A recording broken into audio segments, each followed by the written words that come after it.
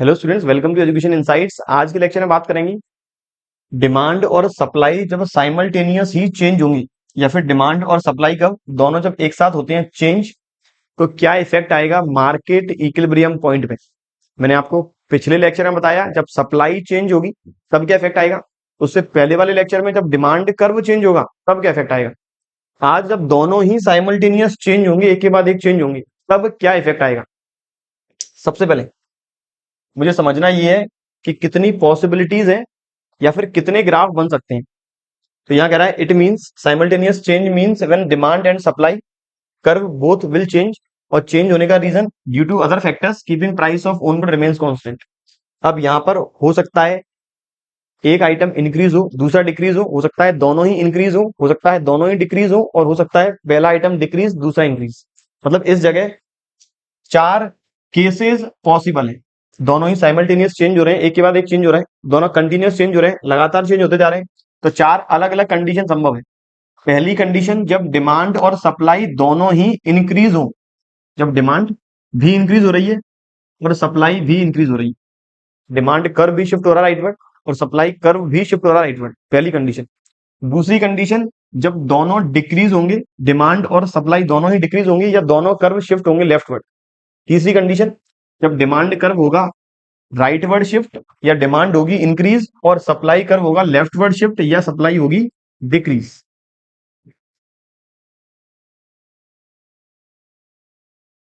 चौथी कंडीशन जब demand curve होगा लेफ्टवर्ड शिफ्ट या डिमांड होगी डिक्रीज, और सप्लाई कर्व होगा राइटवर्ड शिफ्ट या फिर सप्लाई होगी इंक्रीज। ये मेरी चार कंडीशन। अब हर एक कंडीशन में तीन तीन फर्दर केसेस भी बनना संभव है। तीन तीन कौन कौन से केस। सपोज डिमांड और सप्लाई में चेंज हुआ है इक्वल, मतलब डिमांड भी इंक्रीज हुई 10% से और सप्लाई भी इंक्रीज हुई 10% से। Change in demand equals to the change in supply, change in demand equals to the change in supply, या फिर change in demand is more than change in supply, या फिर change in demand is less than change in supply. जितना change हुआ demand में वो supply के change के इक्वल है। जैसे इस वाले केस में डिमांड भी 10% से बढ़ी और सप्लाई भी 10% से बढ़ी, या फिर डिमांड भी 10% से बढ़ी और सप्लाई भी 10% से गिरी। दोनों में चेंज हुआ 10% का, बस एक जगह चेंज अपवर्ड है, एक जगह चेंज डाउनवर्ड। यहां डिमांड डिक्रीज हुई 10% से, सप्लाई इंक्रीज हुई 10% से, चेंज इक्वल है लेकिन दोनों का अपोजिट डायरेक्शन में चेंज है।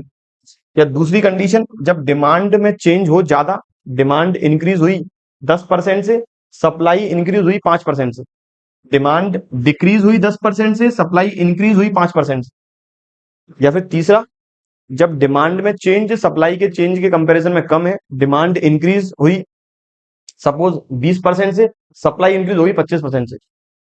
या डिमांड इंक्रीज हुई 20% से, सप्लाई डिक्रीज हुई 25% से। तो ये चारों कंडीशंस में तीन तीन केसेस फर्दर पॉसिबल है। तो टोटल मेरे ग्राफ बनेंगे 4 × 3 मतलब 12। बहुत सिंपल है बनाना, बहुत सिंपल। आप क्वांटिटी में नहीं आए, केवल आपको कॉन्सेप्ट पता है, कॉन्सेप्ट आपका बिल्कुल क्लियर है, इजीली आप कोई सा भी ग्राफ कैसी भी कंडीशन में इजीली बना पाएंगे। मैं सबसे पहले ग्राफ बना रहा हूं कि जब दोनों होंगे इंक्रीज और डिमांड में चेंज जो है वो सप्लाई से है ज्यादा, जब दोनों ही इंक्रीज हो रहे हैं। बनाने का तरीका आप पहले देखें। मुझे पहले पॉइंट ऑफ इक्विलिब्रियम आइडेंटिफाई करना है, पुराना वाला, फिर बात करेंगे नए वाले पॉइंट ऑफ इक्विलिब्रियम की। यहां पर क्वांटिटी वाई एक्स प्राइस, मुझे पता है डिमांड का हमेशा रहता है डाउनवर्ड स्लोपिंग, सप्लाई कब रहता है अपवर्ड स्लोपिंग। ये मेरा पुराना सप्लाई कर्व, ये मेरा पुराना डिमांड कर्व, ये मेरा पॉइंट ऑफ इक्विलिब्रियम। यहां आ गया मेरा पॉइंट ऑफ इक्विलिब्रियम। अब मेरी कंडीशन है डिमांड कर्व भी इंक्रीज हो रहा है और सप्लाई कर्व भी इंक्रीज हो रहा है। मैं जानता हूं डिमांड कर्व इंक्रीज होता है राइटवर्ड और सप्लाई कर्व भी इंक्रीज होगा राइटवर्ड या फिर डाउनवर्ड। मैं दोनों को इंक्रीज कर दूं। कंडीशन एक और याद रखनी है, यहां मैं कंडीशन लिख देता हूं। डिमांड कर्व भी इंक्रीज है, सप्लाई कर्व भी शिफ्ट है राइटवर्ड, डिमांड भी इंक्रीज सप्लाई भी इंक्रीज, लेकिन जो डिमांड में चेंज है ये सप्लाई के चेंज के कंपैरिजन में है ज्यादा।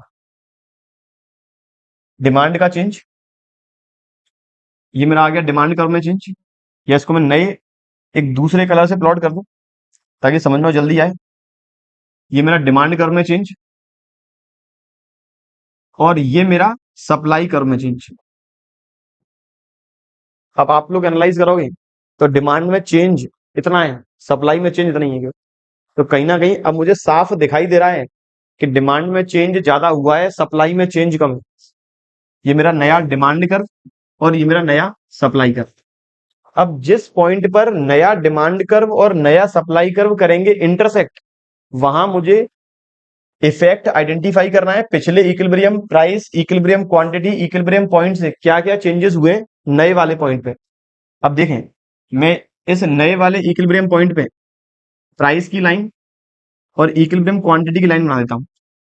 ये मेरा आ गया नया इक्विलिब्रियम प्राइस, नया इक्विलिब्रियम क्वांटिटी। इफेक्ट क्या रहेगा? बच्चों की तैयारी को और बेहतरीन बनाने के लिए एक कॉम्प्रिहेंसिव बुक लेकर आए हैं, क्वेश्चन बैंक विद सॉल्यूशन, जिसमें आपको अकाउंटेंसी, इकोनॉमिक्स, बिजनेस, इससे रिलेटेड पिछले 10 से 15 साल के एग्जामिनेशन वाइज क्वेश्चंस आपको मिलने वाले हैं, जो हमने कवर किए यहाँ चैप्टर वाइज। और इकोनॉमिक्स और बिजनेस की तैयारी अच्छी करने के लिए हमने अलग से चैप्टर वाइज क्वेश्चंस भी कवर किए हैं, जिसमें आपको वेरी शॉर्ट, शॉर्ट, लॉन्ग और मल्टीपल चॉइस क्वेश्चन के फॉर्म में बहुत सारे क्वेश्चंस मिलने वाले हैं। प्लस इस बुक के अंदर हमने 6 मॉडल टेस्ट पेपर भी कवर किए हैं आपकी तैयारी को और अच्छा करने के लिए। इस बुक को परचेज करने का लिंक नीचे दिया हुआ है, आप अमेजॉन या फिर हमारे एप्लीकेशन से डायरेक्ट से परचेज कर सकते हैं, या फिर इसे आप हमारे हेल्पलाइन नंबर 7877201323 से भी परचेज कर सकते हैं। Thank you. जब डिमांड और सप्लाई दोनों बढ़ते हैं, डिमांड ज्यादा रेट से बढ़ेगा सप्लाई के कंपैरिजन में, तो उस केस में इक्विलिब्रियम प्राइस है वो इंक्रीज होगी और इक्विलिब्रियम क्वांटिटी भी इंक्रीज होगी। If demand and supply both rises, demand change in demand is more than change in supply, then new equilibrium price will be more than old equilibrium price, as well as new equilibrium quantity is more than old equilibrium quantity. Concept follow करना है, concept लगाते चलेंगे, graph easily बनता जाएगा। एक condition की और बात करें, सपोज डिमांड जो है, डिमांड अब गिर रही है, सप्लाई बढ़ रही है, और जो डिमांड का चेंज है वो सप्लाई के चेंज के साथ है कम। अब इस तरह की कंडीशन, वापस मेरा X axis Y axis, demand कब डाउनवर्ड स्लोपिंग, सप्लाई कब अपवर्ड स्लोपिंग, डिमांड कब, ये सप्लाई कब, ये मेरा आ गया पॉइंट ऑफ इक्विलिब्रियम।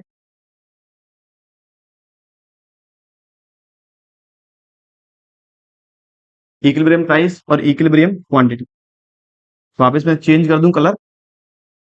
अब कह रहा है डिमांड हो रही है डिक्रीज, डिमांड डिक्रीज होने का मतलब डिमांड कर्व होगा लेफ्टवर्ड शिफ्ट, सप्लाई हो रही है इंक्रीज, सप्लाई कब होगा राइटवर्ड शिफ्ट, और डिमांड में चेंज जो है वो सप्लाई के कंपैरिजन में है कम। तो मेरा ये सप्लाई हो गया इंक्रीज, ये मेरी सप्लाई होगी इंक्रीज, और ये डिमांड होगी मेरी डिक्रीज। सप्लाई में चेंज, सप्लाई इंक्रीज हुई है, डिमांड हुई है डिक्रीज, सप्लाई में चेंज डिमांड के कंपैरिजन में ज्यादा है। अब देख लें नए इक्विलिब्रियम पॉइंट पर क्या इफेक्ट आ रहा है। नया इक्विलिब्रियम पॉइंट यहां इंटरसेक्ट करेगा, मतलब इस जगह आएगा नया इक्विलिब्रियम पॉइंट। कंपेयर कर लें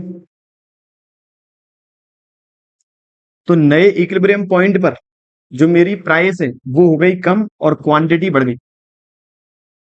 डिमांड डिक्रीज हुई अदर फैक्टर्स की वजह से, सप्लाई हुई इंक्रीज अदर फैक्टर्स की वजह से। नए इक्विलिब्रियम पॉइंट पर पुराने प्राइस के कंपैरिजन में प्राइस हो गई डिक्रीज, और नए इक्विलिब्रियम पॉइंट पर पुरानी क्वांटिटी कंपैरिजन में क्वांटिटी हो गई इंक्रीज। एक ग्राफ और बनाएं। तीसरी कंडीशन, सपोज डिमांड इंक्रीज है, सप्लाई है डिक्रीज, अब दोनों में चेंज है इक्वल, दोनों में चेंज है इक्वल, इस तरह की कंडीशन। डिमांड कर डाउनवर्ड स्लोपिंग, सप्लाई कब अपवर्ड स्लोपिंग, ये मेरा point of equilibrium, x axis demand curve, supply curve, equilibrium price, equilibrium quantity और ओरिजिन। अब यहां कहता है जो डिमांड है, डिमांड इंक्रीज हो रही है और सप्लाई हो रही है डिक्रीज, दोनों की रेट सेम है। डिमांड मेरी हुई इंक्रीज, डिमांड मेरी हुई इंक्रीज, बस यहां पर आपको थोड़ा विशेष ध्यान रखना पड़ेगा। मेरी डिमांड हो गई इंक्रीज और सप्लाई मेरी हो रही है डिक्रीज, ये मेरी हो गई सप्लाई डिक्रीज। डिमांड इंक्रीज और सप्लाई डिक्रीज ऑलमोस्ट दोनों में इक्वल चेंज है, चेंज दोनों में ऑलमोस्ट है इक्वल। अब देखेंगे नए इक्विलिब्रियम पॉइंट, ये मेरा नया इक्विलिब्रियम पॉइंट E1, ये मेरा पुराना इक्विलिब्रियम पॉइंट E। अब नए इक्विलिब्रियम पॉइंट पे क्या इफेक्ट आया, मेरी प्राइस तो बढ़ गई, प्राइस बढ़ गई लेकिन क्वांटिटी क्वांटिटी सेम वही रही, प्राइस मेरी हो गई इंप्रूव, प्राइस तो इंक्रीज हो गई लेकिन क्वांटिटी सेम पुरानी जैसी। तो if there is increase in demand and decrease in supply, then on and change in both of these are equal, then on a new equilibrium point price will increase while old quantity or equilibrium quantity remains the same। ये बात थी बच्चों। एक condition और, मैंने 3 अलग अलग graph determine कर लिए हैं। उम्मीद करता हूं ये ग्राफ आपको अच्छे से बनाना आ चुका है। इनकेस आपको तब भी कोई दिक्कत आती है किसी स्पेसिफिक ग्राफ में, मुझे कमेंट बॉक्स में कमेंट जरूर करें ताकि हम फर्दर और ग्राफ अच्छे से समझ पाए। तो बच्चों ये था आज का टॉपिक। जब डिमांड और सप्लाई दोनों में साइमल्टेनियस चेंज होंगे, इंक्रीज डिक्रीज, और डिमांड का चेंज सप्लाई के चेंज से हो ज्यादा कम या फिर इक्वल, तब कौन कौन सी कंडीशन इमर्ज होंगी। कुल 12 केसेस होंगे, 3 केस के ग्राफ में बना दिए, 9 केस का आपको ट्राई करना है। कोई दिक्कत आए मुझे कमेंट करके बताएं, मैं उस दिक्कत को भी दूर जरूर करूंगा। बच्चों ऐसे ही रिलेटेड टॉपिक जो कि है प्राइस सीलिंग और प्राइस फ्लोरिंग डिस्कस करने वाले हैं अपने अगले लेक्चर में। तब तक पढ़ते रहिए और बने रहिए हमारे यूट्यूब चैनल के साथ। Thank you.